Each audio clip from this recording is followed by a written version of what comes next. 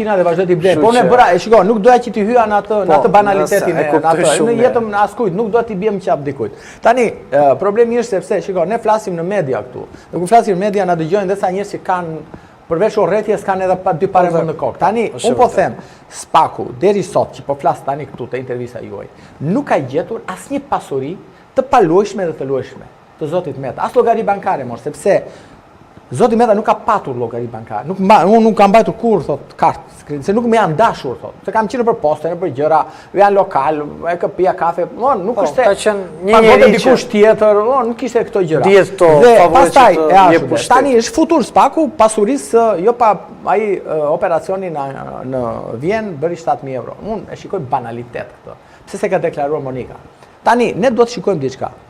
Nëse përgjegjësia në një vend demokratik, pranë demokraci, siç na ka mësuar edhe kryeministri, është personale, atëherë disa gjëra i ka kryer bashkëshortja e tij, që do thotë mos deklarimin e disa të ardhurave që ishin jo të shpenzimeve, të si nuk duhet të deklaroheshin te LDKP-ja. Problemi është ky.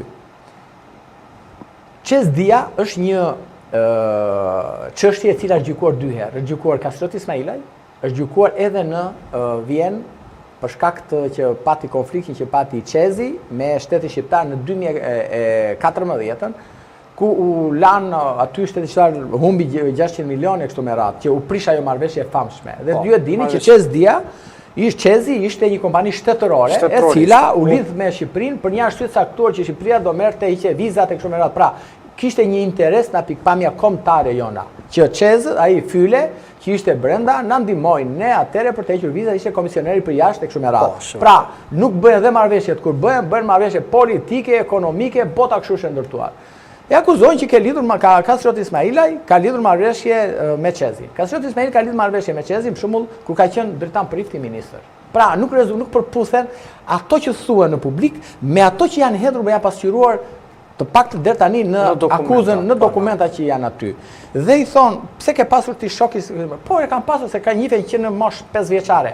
Po ti mund të kesh influencuar. Po ku kam influencuar? Sepse korrupsioni, Erman, bëhet në dy, bëhet në. Në momentin që unë bëj këtë korrupsioni, fitoj një pasuri të paluajshme. Dhe këtë pasuri të paluajshme do ta kem diku. Dhe se unë bëj një korrupsion, më shtot llogaria bankare me 200 milion, 300 milion, po dhe 1 lek po deshët ju. Këto gjëra nuk ekzistojnë në sot që po flasim në dosjen Meta. Dhe kjo është ajo për të cilën unë me shumë sinqeritet po them, është çështja që aktualisht kam shumë çështje të personave me kështu dhe vrasje të natyra dhe histori kësaj natyre, pra çështje komplekse. Kjo është çështja për të cilën, ta them me sinqeritet, është çështja të cilën është shumë e lehtë.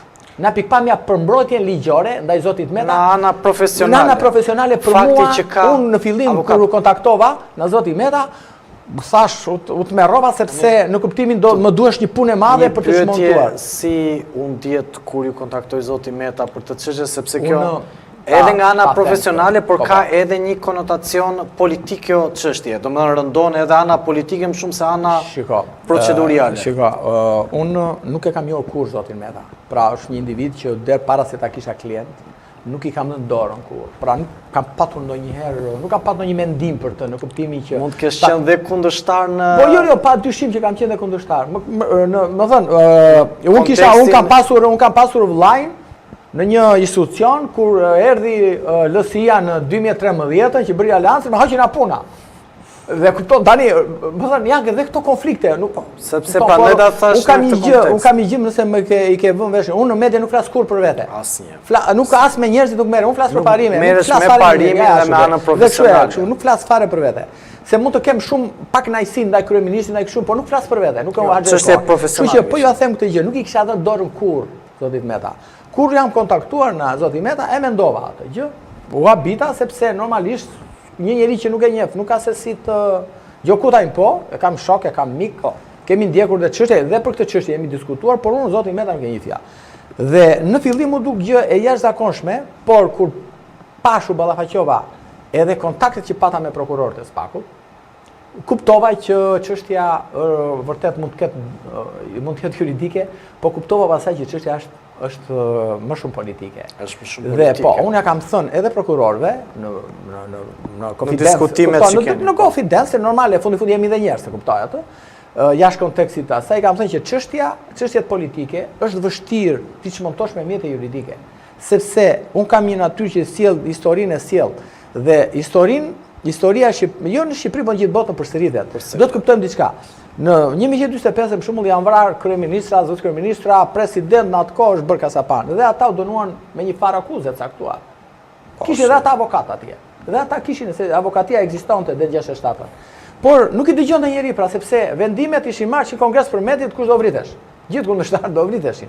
Kështu që edhe puna e këtyre personazheve si zoti Meta, zoti Berisha, Mediu, po deshet ju Erion Velia, po deshet ju do t'ju pyesë për Velia. Unë mendoj që lufta politike është shumë e vështirë, pra akuzat që kanë nuanca politike është shumë e vështirë ti që montosh me juridike, por unë besoj te gjykata. Unë besoj te gjykata se mendoj që te ligji shtetit së drejtës. Sepse jam i detyruar normal të besoj, ndryshe ta lë punën që nesër. Avokat. Po nuk besova te gjykatat. Po nuk i besova, unë bie ta lë punën që nesër, po nuk jam nga ata që duhet ta besoj që në Shqipëri nuk funksionon më asnjë lloj nuance e shtetit së drejtës dhe mund mash pafajësi. Erion Velia, një prej njerëzve i cili ka pasur, do thoja, valencën e vetë politike, sot gjendet pas sekurave në një betejë gjyqësore, do të pyes nga ana profesionale, edhe pse ju nuk keni asnjë, do të them as detyrim, por ju pyes më shumë si avokatë, si njeri që artikuloheni. Normal, edhe kolegët e tuaj kur është arrestuar më kanë pyetur. Unë hyj tek ata njerëz që jam kundër, tek ata avokat që jam kundër arrestimeve. Jam kundër arrestimeve, sidomos arrestimeve të natyrës të politikanëve. Okej, dakord. Ka çështje, padyshim që janë çështje të cilat kërkohet masa e arrestit, por mos harrojmë që në kodin e procedurës janë 7 masa, parashikon 7 masa shtrënguese, duke filluar siç e thash pak më parë, nga ajo arrestit në Burg e kështu me radhë. Zoti Velia, për mua në gjykimin tim, mbahet sot në paraburgim për shkak sepse ai kërkon akoma të ushtrojë funksionin e kryetarit të bashkisë. Pra ai mbahet në paraburgim sepse ai kërkon të ushtrojë kryetar të bashkisë së Tiranës. Pra nëse zoti Velia i thoni ju, zoti Velia thot unë iki, ai deli lirë. Nëse zoti Velia nesër i jep dorëheqjen me shkrim nga kryetar bashkie, të më besoni që zoti Velia i ndryshohet masa e sigurimit. Sepse është në ushtrim të funksionit të tij. Dhe unë nuk do të them tani që aty mbahet ai me prova se nuk të drejt nuk e kam. Por problemi është ky, nuk e njoh dosjen e s'dua të flas a priori. Problemi është ky. Ata që ushtrojnë funksionet publike dhe janë në ushtrim të tij, është shumë e vështirë kur merret masa e sigurimit të ndryshohet.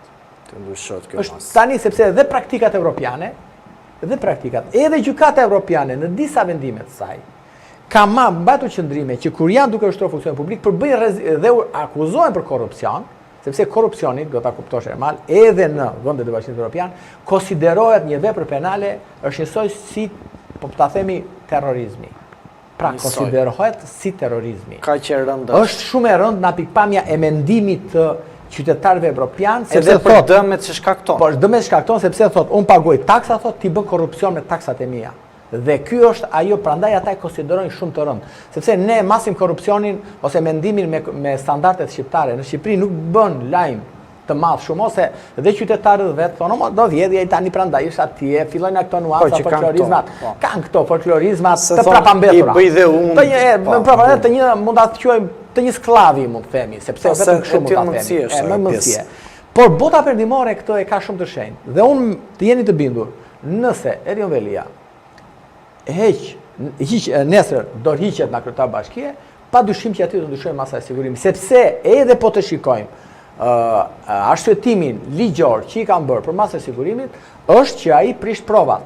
Dhe rëndoi edhe fakti tjetër që ai në momentet e paraburgimit bëri disa media pastaj që bënte reportazhe, bënte mesazhe dhe e intimidoi, pra kërcënoi drejtësinë, pra organin e akuzës, dhe u vlerësua që ti nëse nga ato ambiente, kërcënon akoma atje, imagjino që ato bësh dëshmitarve jashtë. Pra, kjo është ajo që duhet të them për Erion Velia. Avokat, më ngacmohet pak kur preket emrin e Erion Veliait për çështjen e drejtësisë, po edhe më ngacmohet